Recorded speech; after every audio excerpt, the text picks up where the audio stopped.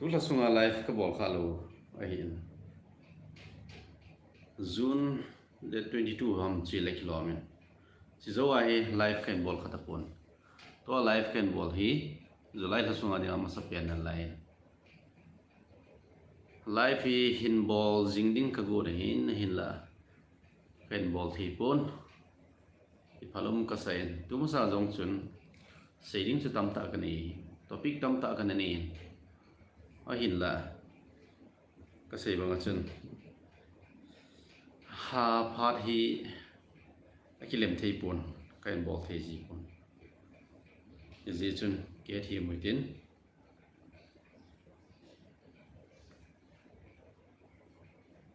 tu lai topic in jang holim potin topic sei ni la sei di satamin hi ahin la tu lai topic hoi sei nok jang om pon sei da politin comment ho he ana sim mai mai tin na se ho kip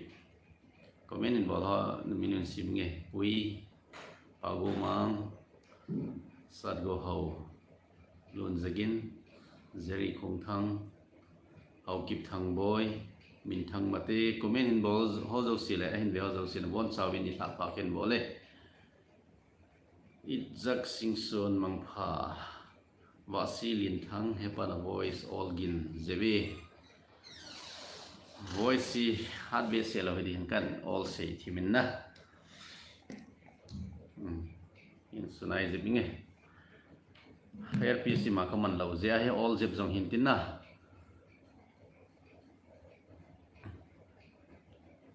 nitha pha sarpa hokeng ni ho apat it ikiven ding hom sei khomuti keng ni ho ko na ki ven na ding hi tam ta jangum nan te hin la tun lai thunum nom se an na sei phoritin i chio sung sang thu ho sule ai ho ki ka thu ho he phan ma sa ho kan sei chai sang en hi tai i chun tun lai i chi ho loi thu ho he ki sei da phot le ka goen sailing atame kati mga sen sailing sa tama atamin tulay thu hoy ai banga kasi ipiha say kau loading na pahit tam zoi nom yaji sun tun la en tunum nom say tin tunum nom ne hin dong lang tunum nom in holy moite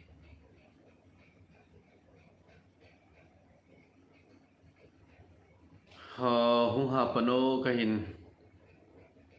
ngai tha jing ve nanam mi piten ji song that chanu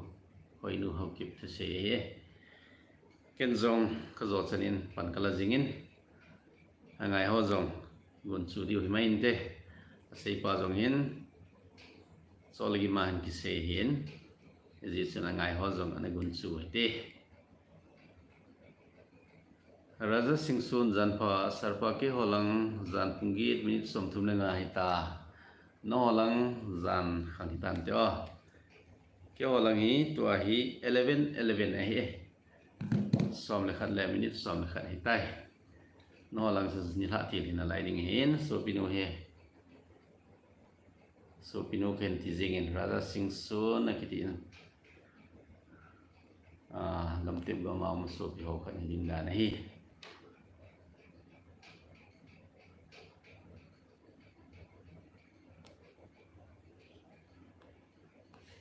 comment hin bol ho zo si ki pa mi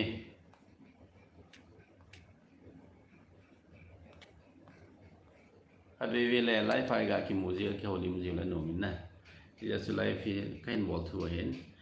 new si ai bai ge jin tu lai na to na tham ki bol le new si idei bang win kain bol do zo ji pon news bol he apart lut je hen ni tha ti le ki pat zong le zan ni dan ko ni dan som lang hi ong thun kom om jian lilin bai te sar youtube ni hin bol na hi ha pen le num pen khat ni hin sei the ding ham anum pen ti ding sui ti a he khale ni to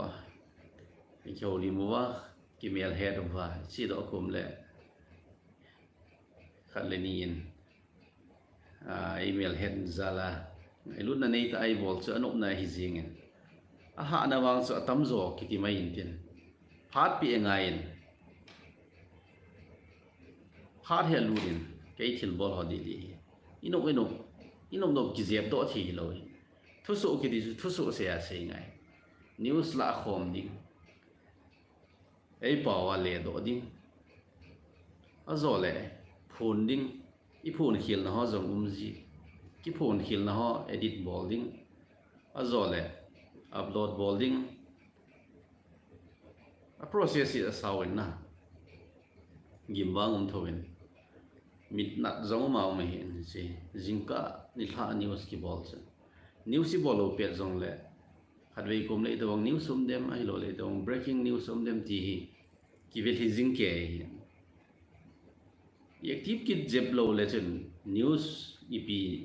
a news sei pen in thu su la su ipi thil su mam ki he ji lo na lai a ha na wang he tam ka sei wang chen anop na chi choi hin anop na ho ken seitan ikimel head wa iwa do khom zo le ngai lut na nei ta khat tawin he u he pa he naw na pan la na kha ki pa pi e tia pa sa na thu ho le til kho na thu en se ho he hi cho hi kalem lo hi bo we hi da wang ho ji ta hi ina to na zong gun su ta pan kila a sule ito na khat cho mo nga ding hi lo le mo nung sun jing ding zong ki ga lo ba hin raja singh sun in se kain pa cha kasim sai nga kain pa cha ma ma e nang news bo kai nomin kana to na in zong ni la in ka ngai wa panin pa me so pi ni ngai sin kip gen sarong pon tho jingo nang news ka ngai to kain kai muji hi e pathinin dam na le pilna na pi jing hen ki pa me so pi sk mangzel channel brother ne channel hi aphat sia kamu zin ki pa e hi pinana to ji ham brother hin se pi the ham to hi macha na to na kanei ta poi hina mai kai tan in cheng khat ki ti chu to ning tham ding jingin in vel la su thing ki ho a hi lo le bowling nyo khat sum ji hin bowling shading to khom ding tham khom ding hi ha ki wat phone a ki nei thum ji e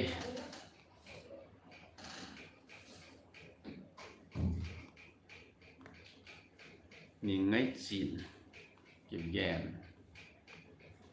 ai comment long di phone MS Entertainment ki mutahen ki ti nong online le ki datan te e henge ki munai pote ki mu khom naw te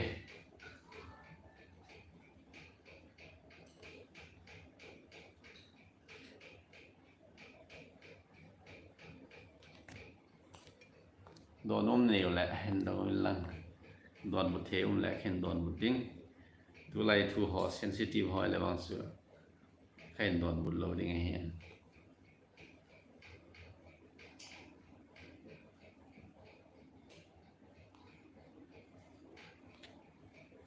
to online hi mi zale som le li hi ki pa men zan khang nu nga mi zat online om na lai ki pa om ta hen tu ma sanga chun chin state sunga hen CNA holoi CDF hol ngaram to CNDF ho ki kap tu win boi chang jing win so loi ki kap tu na jun mi khan jong i ga thi kha kit na lai hoi lang lang a jong i panwa mi khan jong si ga thi kha bam ji thu jong i khol jong sa ka khol di hen ai la pha mo le jing in i rum ta long khati san dan wi long do tan aki boina mun hi gamgi chin hi gamgi chin trade center ai ho abanga more ta bang khat hi amo khon ri khuda ra ti Mizoram sunga Champhai district Mizoram sunga kopi chahi le ipi ta mo ka hai milin zo khu thar hin chi zo khu thar ko mau chin state hop song ri khudar ko sung chu ki chu hi trade center khari ja chu sum le pa jong chu pu le se ding ai trade center do ka ke di chu income source ka ai Chinland Defense Force CDF holngoram ki to hain ato haw CDF holngoram ho hi Chinland Council no yaum ki hi amo ho thu hi se ding ai le bul se ngai ding e ho ke no UPF a ni a ki khen mong hin Chin state a jong khun Chinland Council to Chin Brotherhood tin a ki khen a bin Chin Brotherhood ho khu Kinoi Kiloi khom na gu pe hiu bin Chinland Council ho khot atam bin hamo hi bon chawa military junta sipai ho do khom ahin la amo jong e ho banga hi operational area thua hi ki boi jingwa operational area ji a he tu sunga CDF holngoram ho to CNDF Chin National Defense Force ho sum ki kap tu khaw ki chi e ki kap tu na ba chen mi tam ta Mizoram gam sunga gal zam mo ahin la ninga CNDF on ri khodar ko pi chu ninga sunga to pa no hin CDF holngoram hole CNA hon CNDF ho sa del do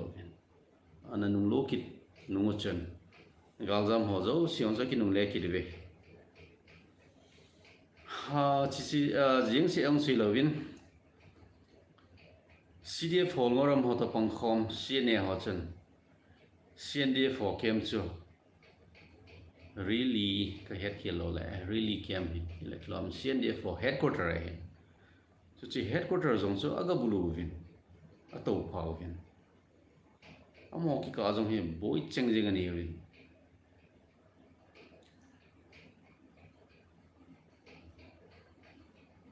ki chin te in sing e Chin Brotherhood noya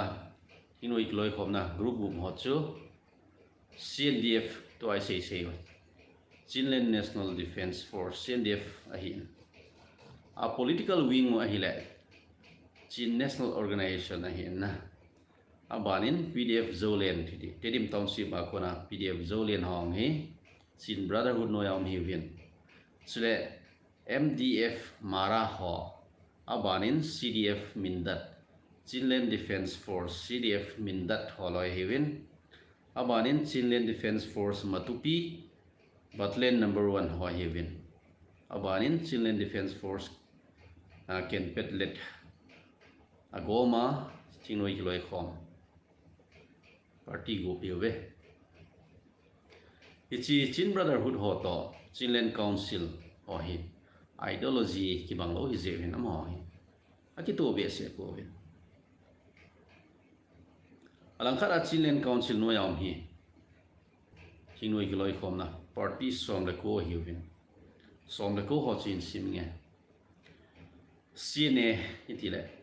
Chin National Front Arm Wing Chin National Army CNA ho he Chin State adinga hinoi kloi khom na abuthing pen a hiwin chale strength tam pen jong hiring o hi abanin Chinland Defense Force ha kha hin Chinland Defense Force Thantalang hin Chinland Defense Force Tonjang hin abanin Chinland Defense Force Thado CDF Thado abanin CDF Mara abanin CDF Senthang CDF Chinland Defense Force Zopei Chinland Defense Force CDF Zotung Chinland Defense Force CDF Lautu Chinland Defense Force CDF Paletwa abanin Chinland Defense Force Holngoram abanin Chinland Defense Force Kale Kabo Gango abanin Chinland Defense Force Zaniat abanin Chinland Defense Force Siin abanin Chinland Defense Force Matupi Battalion number 2 Matupi hi kopi khanin ichi khupi sunga hi Chinland Defense Force matupi kiti anom hi am ho zong hi lungel ngai dan ki banglo hin hiding hi ni ki sovin battalion number 1 hi Chin Brotherhood ho no ya mun battalion number 2 ho hi Chinland Council no ya mun hi chi Chinland Council kiti hi Chin hon akiloi khom naw khan hi Chin state sunga military junta government ho vai pu nunga hi amo hin local self governance ti dana government tha khada phu do chu Chinland Council ti amin bo hi tu ma sang chu Chinland Council to Chin Brotherhood jong aki go movin min tha khat in an ki go movin Chinland National Council ti ham khada an ki min bo hin hi chet chu ke het hi ahin la min khat chu sim wan an ki gom khom aki go khom naw chi min tha aki go khom naw chu an lo thing lo hi di tu ai na ki ka o hi a hoi pon am wing ho aki kap tu jing wen operational area ki chu wen a boi khu cheng jing wen abana chun a som le sagi chan dinga PDA tedim abana hin Mindat Council ho abanin Ken Petlet groups from the go pass out hichi Chin state sunga ho thu neu khati sei chain amonga Chin National Front ho Chin National Army ho hi Chin state capital Hakha aho amho stronghold hi Chin ti le e hon kuki tiwa kuki sunga jong ham le pau tam ta ibanga hi Chin tiwa hi le Chin sunga jong ham le pau tam ta za le nam chom tam ta hi ti chola hi tam ta hola cha abung bunga ga khending hi le ha kha hi abangin hal kha ti falam ma hi abanin tedim ai ichi lin dewa seding le chi thuma hian the yin ti ichi hono yang hin dim set na lai hin ichi siene ho hin ha kha vela wo su ki boi piu hen lang falam lang chu to kha da leu ti sien dia ho hin ka boi piu hin tu kha ahin la siene ho hin Chin state pumpi to phading ti hi agial thim jeo hen falam lang ho to ki tu po ichi aboi naw khani operational area ki chu hi bekatin khat siene ho hin tedim township hin to phading tedim township a jong behing to ki gam yi tedim township a jong thane ding ti hi agot jeo hin jedare ho to ki to kilo hin tedim township hi jedare hin to phading no me CNN jong to phading no ma chi ta ai tum sanga chun khuchengam ki kap to ba CNN hole apan khompiu Chinland Council no apan khompiu CDF group jaram khan hin jedare ho chu a hin no wa chi kha ki ti behinga ko na kilometer nga vela gam lai ichana ko a hin del do chi kha ko sunga Myanmar junta sipai ho jong na to hin cho jong chu adel do wa to ai to jong to ta lo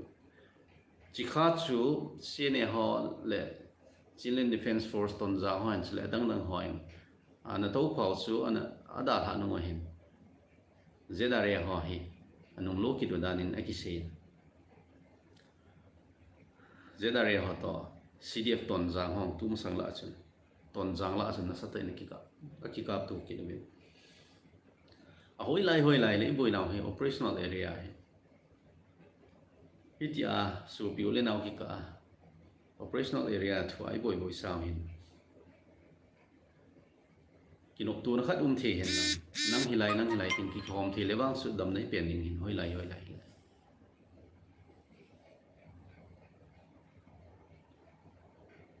falam thu ne phat hin se ki lang falam khupi hi to ai Chin Brotherhood hon a to phau he falam khupi hi junta se pai ho falam khupi om ho chun na sata na ki do pi ba adel do hitan adel do nuai phalam pi hi Chin Brotherhood hon Chinland National Defense Force CNDF ho letna a hi Chin Brotherhood ho hin ato pha jinglai to tuma sanga CNDF ho to CDF hol ngoram ho ri khodara boi lai chen CNA hon CNDF ho headquarter to pha nu chen phalam kopi to pha ding chen CNA hon ki to loven ahin la phalam kopi do na dinga pan ala ma sang chen amo hi ana khungai hi ding hin phalam kopi lom lom chu attackable the povin ana khungai ven phalam kopi sunga CNA ho to CNDF ho ki do ve ti thu ki zat pon ki ho cham ham a ki ho cham naw thu chu ki zadi pon ai la ki ka wa understanding khat bangum hi ding hin CNA ho ba na chal ve povin phalam kopi chu a Chin Brotherhood hon tu sanin to pha jing lai ven amo le amo ho ki ka ai sanin ki gal jong leo Myanmar junta sipai hoi bon chawa do khom tho tho yen ei hon mei thei hoi bon chawa do khom wa ki ka wa neu cha cha ki kit tu ta bang hin chin te hin khuman hi so pi khat wang chi hin khuman no ilungel wang chu ki bang hi ki hi naw khat chaam pu ilungel lung ngai tu ho bon chawa ki bang hi am la pau neu khat khat bo ki hin ain la ilungel ho I chon da no ki bang su hi hi ti jong hi en sei no min comment tam ta no min brevo gangti nangka somli super chat hin bolin ki pom be se jing sopi lam si sen lang pathinin pathin bo hen no zit a he kim mabana kal ki sung zo jing hi bo ve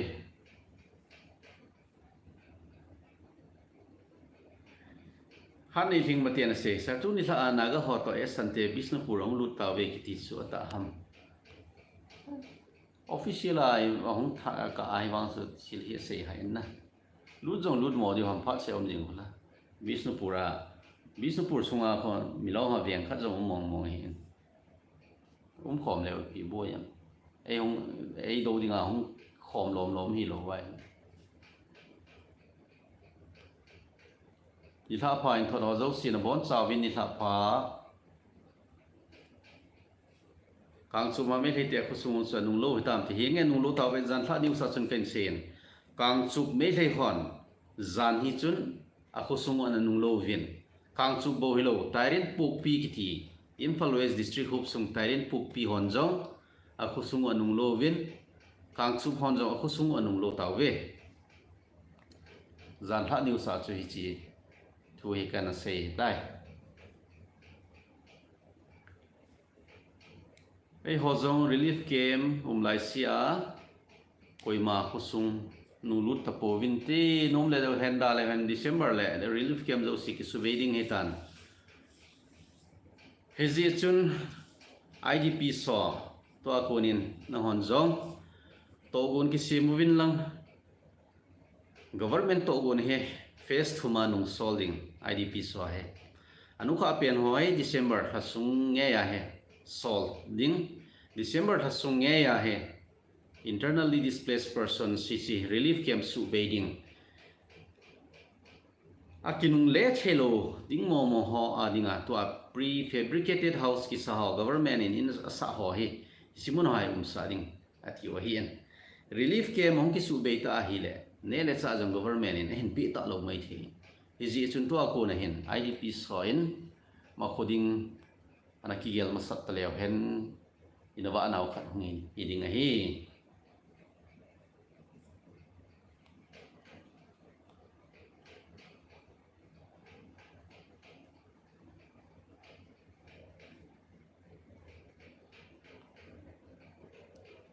Kamboy song thu ulun pu ke ki pa pi na news poni ku ki sa te ho zo si akipa ovi ti hi mu the za om zin ken ki pa pi ve dam sel selin ki pa men ho zo siong dam selvin galum ding ale lum ki te ipidinga ba training na ki bol ham so pi galum ding hinga lel po te galumai le ai zong ki machanga mi zong machanga hen mei loi man hi po na hin la ai thei chana galni nei loading wango hite ichi mi lo ho chung chang thua tu sa sa life hoi ta ka sei hita avelin se dang katin chule sahil ka Sadar Hill Chief Association hanjong tu chunga mi lo ho ban bol na chung chang thu ho koi ma na sei ta loading social media la ajong asi na pha jong sei ta loading ati je chun mi pi hanjong chom khan he kaman ki ho boitin asi helang pha jong sei daw tin ngan siam hon ichi chung chang thu hi aboi pi jing lai wa hi je hin sahil ka ho sei bang hin chom kha hi e ho hi ana thip pat pore te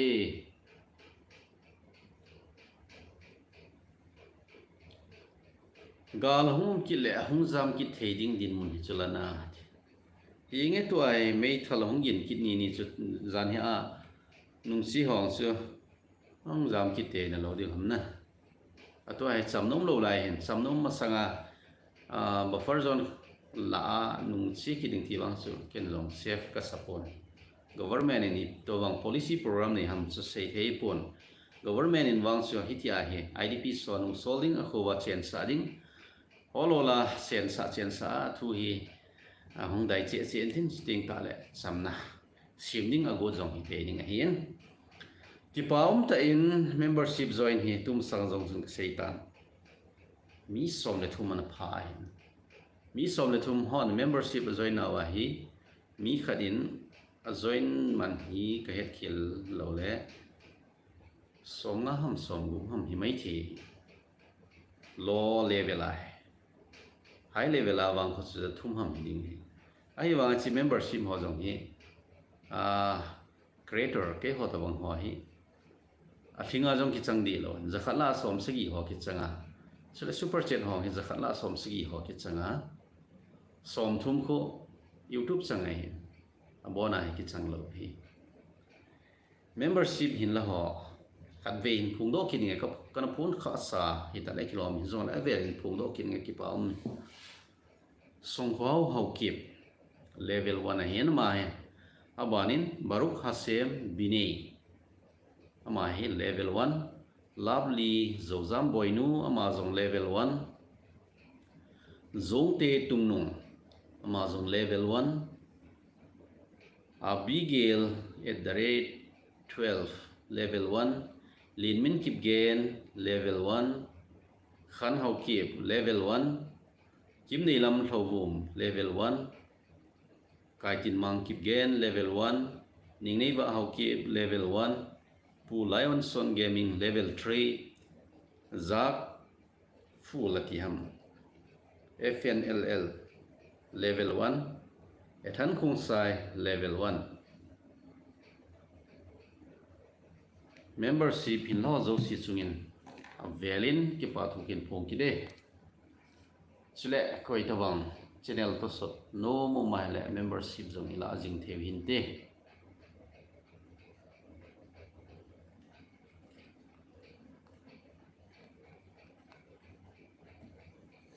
comment hin bol ho he kan se di to ai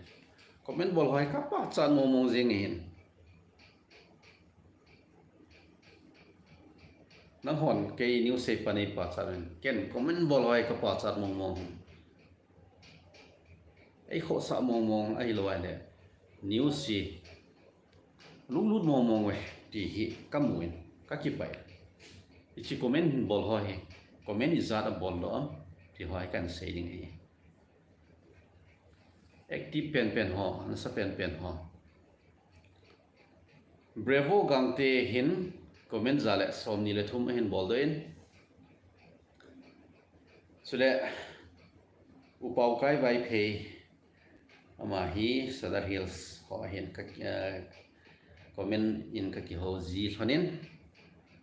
ama hin comment zani le som ge le ni hin bol doin susun hang sing som thum le ni Baruk Hasem Binei som li legit boilin sitlo som ko le sagi abana hin sei boy awang so nasamo comment zagup le som gup le ni hin bol hi channel khana comment zagup le som gup le ni ki bol ke ti so nasamo mong hitan abana hin lun ku ki comment zagup le sagi มานะฮีอันนี้นะฮีดิ่งไงเสียงมท่าดูมาเฮทุ่มนะฮีดิ่งดานี่จังอะไรสมสกิเลขัดนัสมองยามหอทุ่มมาบางสิป่าวเนี้ยมาเตกุกีจันีเลสมสกิเลดีโกโก้จันีเลสมสกิเลขัดงางมเฮากิบจันีเลสมกุบเลกูจูเอลเฮากิบจันีเลสมกุบเลทุ่มเลนส์กุกีจันีเลสมงาเลโกกิมในจีนลุนกิมจันีเลสมงาเลสกีอังมกุกีจันีเลสมลีจีเฮงมกิบเกนจันีเลสมนีเลโกมินเฮาเกมิงจันีเลสมเลทุ่มงานอีจงจันีเลโกทั้งมังจาเลสมโกเลโกแกจีป่าวบอยจาเลสมโกมังคุสิทโลจาเลสมเกเลโกSTนิวเมลุงเดย์จาเลสมเกเลงาอาลีซงจาเลสมสกิเลทุ่มคิมซิงซอนจาเลสมกุบเลโกรูทจาเลสมกุบที่เฮาปูออฟฟิเชียลจาเลสมลีเลงาMV ทางบอยกิบ145 TL ท่าทางกิบเกนจาเลสมทุ่มเลโกบอยนูจีจาเลสมทุ่มเลนี่ลัลบอยกิบเกนจาเลสมเลงาเลียนมินตังจาเลสมเลทุ่มRosie hoi kuning som kule khat Pramod and Elizabeth som gile sagi PCCHS som gile khat Roaming Buril som gate Sisei haukip som sagi le khat Sasang LH kung sai dingdan som sagi Itzak Singsun som gublenga S boy puki som gubletum Mang kung sai som naleli hego haukip som lile gate Alex Kipgen som lile li Lu som lile khat Kho lelet ipiham som thum le git Southwest Rail som thum le thum minlun kip gen som ni lenga Lalboy official som ni lali TT som ni le khat Zerin Matis som ni thangmin len hau kip som le ko tong ne hau kip som le sagi Roni Diary som lenga som ne nem mate som lenga min thang chong loi som le li PB Media Pawboy Media kon som le thum Anonymous som le thum kip lam ko Zon kino zogit ngai lut na sagi Kukistani khat khan hau kip khat comment a pen ho ain to ho channel khara comment zagup le som gup le ni hin bola say boy khovum pa chat na sang ta ka pe ki pau ma jinge chana channel na gel kho naw chunga ki pa the jinge ngai lut na chapa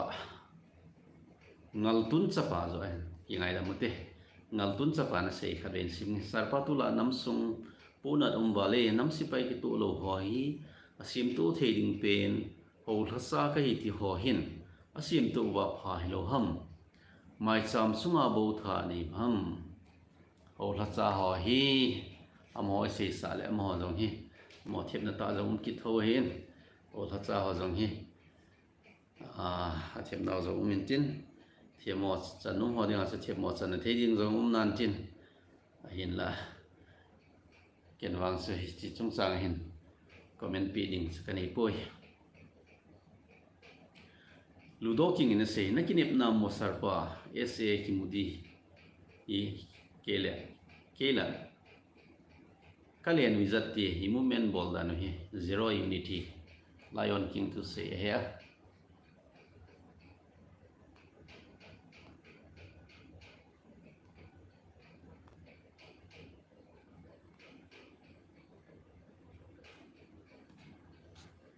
Isan chu hun sa tautin life bol kha lo jewa tun kha chu topic lo hila life ken bol hian ha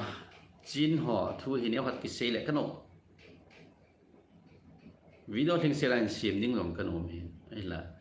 pha hi kilem thei po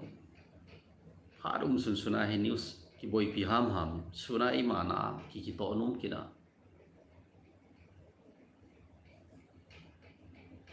chule videos akan siman lo ja chin ho thu su pha be kain pha pu hi ba na hen comment hin bol ho jong khat ve ka phone do nom abana membership lo ho jong ka phone do nom so ji ta hi tun ha chu live in bol hin tun ha live in bol ho jo se hi na chung che win ka ki ba na thu kin phongin idam wai le moban zong le life and ball jing hitin na hon do nom na nei zong le community la ho phanin do thein ai lo zong le comment la zong nin do thein ai la ai ho khat le khat ki boina ho ai lo ai le ai ho ki ka sum thu ho wang chu ki do da phore tin tu lai he thu nom nom minan ki dong tin ai lo le mawana way forward ita wang theding ham hi lo le ita wang lungian na yam ti ho da wang he wang so sipon na iti chun na ki ho to ki mu to jingoi tin nam sunga hi unity pui ti hi chi zero unity lion king in a say hi nel sakhat ga anil kaling katin hi zong hinan te hi zong le unity hi omni ding mun cha nom thowe ti ka sei nom hi all song pi mun hen nam sipai ringa gin mo khan he ho pol hon amanuwin a boy kho cheng jeng win amanu ve ti thu ka het pha do hen uki journalist union ho mi na hen secretary pu to secretary hi the cookie media he akal sung thonin zanoya bon thu lai na lai china ding lam pi chu analai tan pharwa gari ong chi the talo sau ta hi ke nga chi khona ke nga lam ka zot khona amun ka thunu le ho pol hona dim set jing ho pol hola sa lin izan ham khat jongom abana hin alin pen ho jong ki to lut kit abana hi rapid action force ho RAF ho hung lut kit police ho hung SP jong hung na samo mo en chin tha chi holoi pan la dan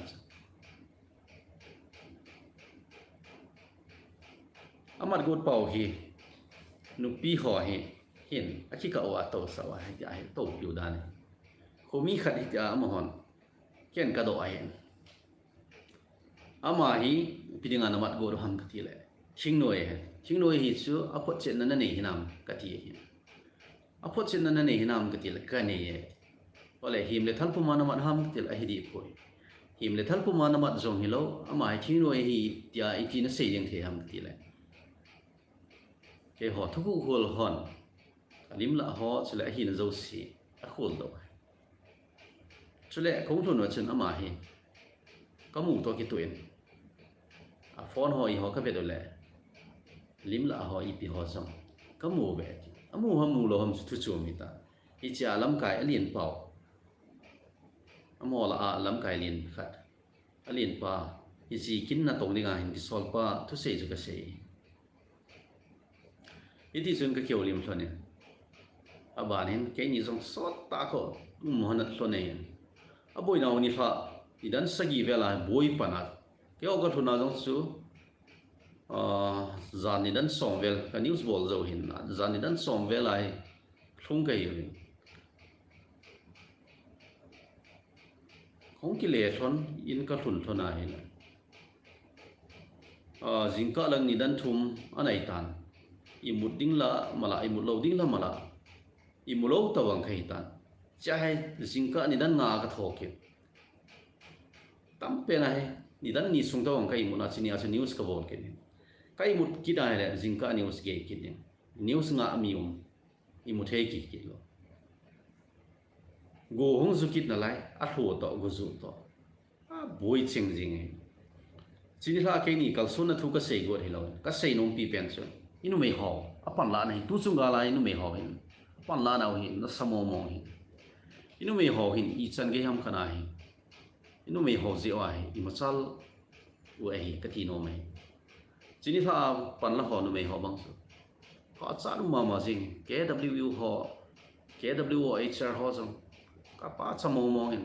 chu chan gam ke nga ka chi ke ni aposal ai wa ke ni zo ha thim ki san lai bon thlo to KWO HR lam kai ho president nu ahin vice nu ahin secretary nu ahin thum ka muin adang hong si za tham khat ho jong hung diu hong te diu ka ta san mi thum su amun sport a chung ga ki chu tu yo jong phat chom khat ka kheu li mo chini tha chu nu mei ho sanga ho pol ho chule adang dang ho ong kho mo zo si zo tam zo hil thim da ni nong tan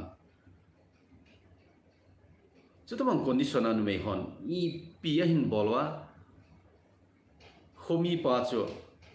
hoi do ham ti hi lung don ta khat wa ngai nu pi ho chini tha chu ka pa cha no mo he go hong zu na lai cho cái hiện cái này bể lâu tại chuyện là chứ chả không mi pa in này pa chứ ít à hui độ đình sự cái nó ta sân bể sẽ lâu ở hiện là nu pi họ pan ra là chứ hui độ ham ham họ bỏ lòng chứ cái to nó sát đàn đàn chứ nó sai bao chuyện là gari zat ham cái nào to rồi hiện bulletproof gari alin pa case vào ko cái head kilo là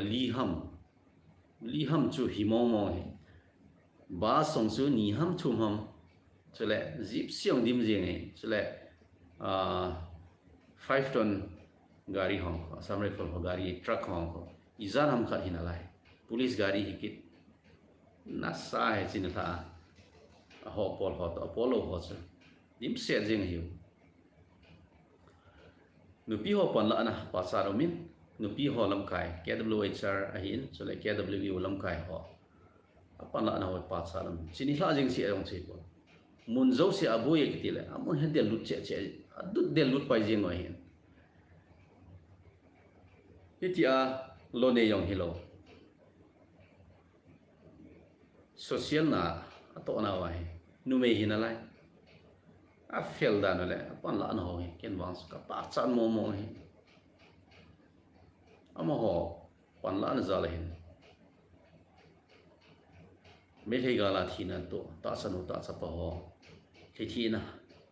kin gon zang na dop na kin gon zong asi tha jing zang na dop na bol na ding hin in suna hasi le dang ka za khat ki dong hi hi chi dang ka za khat ki dong hi he thim lo a pinom lo zong mi tam ta mai the he thim lo ji zong hin tin a hin la nangin dang ka za khat na pi do chu thina to in sumi te adinga ama ho adinga thi na hiya chule ama ho adinga neu cha khat be ham phat na a hi thei zong chu thil pa chum ta ai hi ji chun dang ka za khat pi do le na lo hi le I cha te ni thei zong I cho pi le za khat a zong ki chu zo lo za khat I ga pi do na sa po hi ji chun in so na dang ka za khat ki dong pe ni phasilo hilin pejing tin aji chu tu a hi zang na dop na ki bol pi lo hi mi tam ta hi na lai hi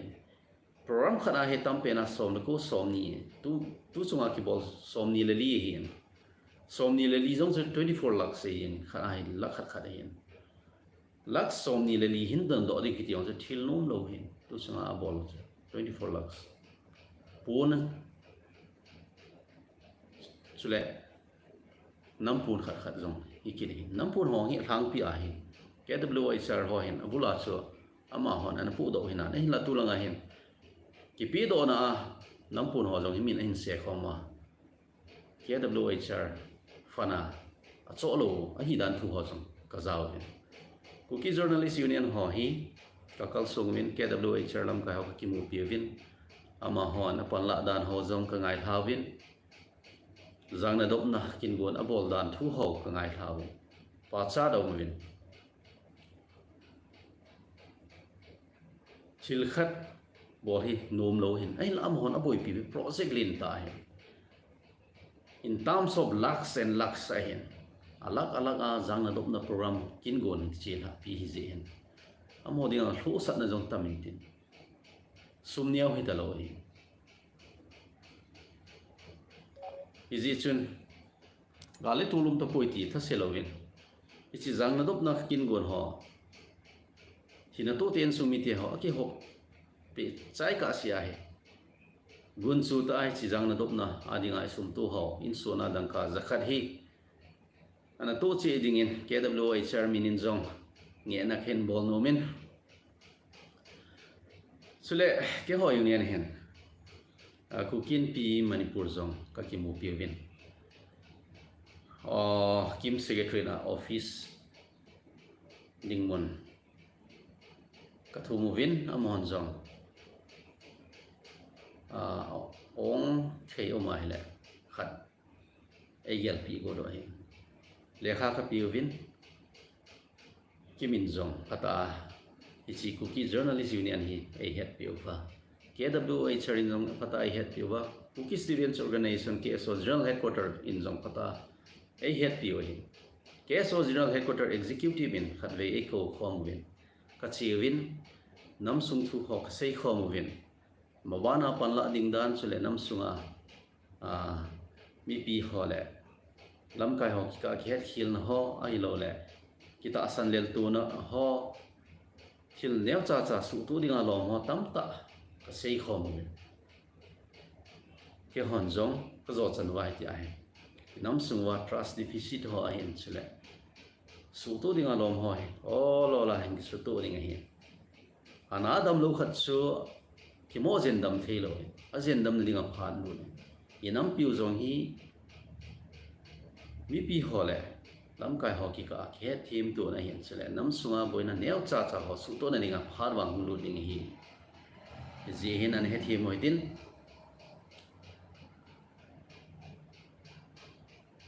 union ki sim lo na pi pen jong ka setan tu ni la jin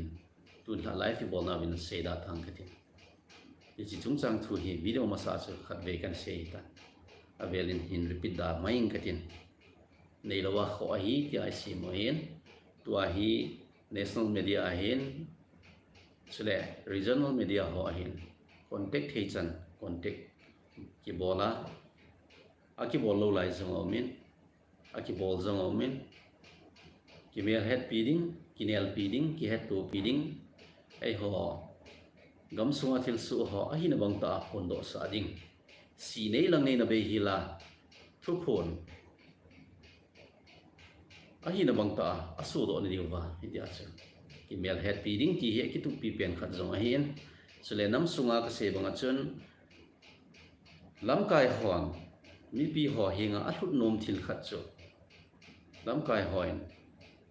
platform it wang platform mang jong le betsa nen consultative meeting ti taw hete consultative meeting a chu tampe na mi sanga sangu chi ti te athu sei chu lam kai on thu sei chu mi sanga sangu bowin a za ding he a hin la media mang cha a lam kai ho lungel ideology lungel a to gon ho chu media mang cha ai thang sama hi le iche nau gam sung jin se ang lo gam dang dang a cheng isu pi sangam ho zo sevin lo het thei foreign gama hon jong media akuna ki sampung ho mi pi het dinga ki sampung ho het su hil thei media koi moda ne means of communication adinga koi mo pen le a fast days agang pen chu hi chi media he izi hin media en pan sa ala ding hi ki goin pan jong akila jingin boina mun ho zo si akide lud in tuni chanin zo chanin pan akila jinge ti jong ken phum do no men tu chung project ko bol na wachan nam sipai ho SO group ho ahin sule ahilo ho ahin sule MLA ho ho thei chan ko piwin aba na CSO leader ho thei chan ko piwin tua chunglanga SOP ho sule anui lang je ma SOP ho long ko abon chan ko piwin alungel ngai da no sule ama hoin ipi momo gelwam ti ho jong ama ho kam cheng te ne ki ngai thain ki pum khat ding wa poi modan thu ho aki focus in mel ma khat do khom hi naw wa sule so pi sangam hi naw wa ki khen the hi lo naw wa iti a chu iki ka ho hi thoi zolding sim zolding ke khil na ho sei to ding khat le khat he thim lo ho he thim sa ding ti hi pan kila hin ama hon jong ki pa te in a liam movin ke ho media team cookie journalist union kan kal songawin hi ti chun pan khana lao ka pan la na ho ka ki thulu na ho ka thu se ho wang chu social media ka phun do lo wa hin tu sana he phun jong ka phun kha lo lai hin phun jong ka phun lo ding wa hin ida bang to gon ki ne ho ki phun do lo ding ain la ita wang hin ka kal so ti hi ka sei hi atam pe na kain sei ka siwal zong hin kan sei lo hil dinga hin ipi na sei ham mai lo ni chana pan na la go ham thioi nei dong zong le chung ka sei lo di aji chu na ki tong lo la ya ipu pa wen ipu pau cham tu ti de mai lo le ipu teo tu sei ga ki thwa le mu lo la ya dil ho ki ti ho wang chu ki bol nom lo he aji chun chỉ làm bằng he đó giống cái đồng bộ tin anh ấy hết thêm một tiền anh là cookie journalist union he platform de mana ki put ai pon cookie journalist union hi nampi ngai lut na zala ki put hian nampi ngai lut na zala nam na tong dinga ki pedo ka hiwin nam na tong dinga kalsong ka hiwin iti akapan la na ho hen ke ho zong bun chu ta le than ta pan kala zom jing the na diwin nei to son nau ka ngai chawin nei nung thup ding ka de win ke ho se i chan ka thun zo ding ham mi pi be ya chu i chan ta ka thun lo diu hin ji chun mi pi hon nei nung thu bu win ti hi chai na ka sei no ma hin tu ni ai holim na chan chu hen lang phat kit le thudang dang in holim mai tin tu ni sa life in ve ho zo si le khunung le of life in wedding ho khunung le si i holim na hin wedding ho zo si na bon sawin na chung si wa ki pa na ken phongin yum na che win dam sel tin pathinin phathei bu che hen lang pathinin ilung tu bo gam yel pathinin ilung tu bo hi chi kukilen hi mo so te ni ding win phathei bu taw hen ti hi chai na ken sei do nom hen na bon sa win dam sel taw win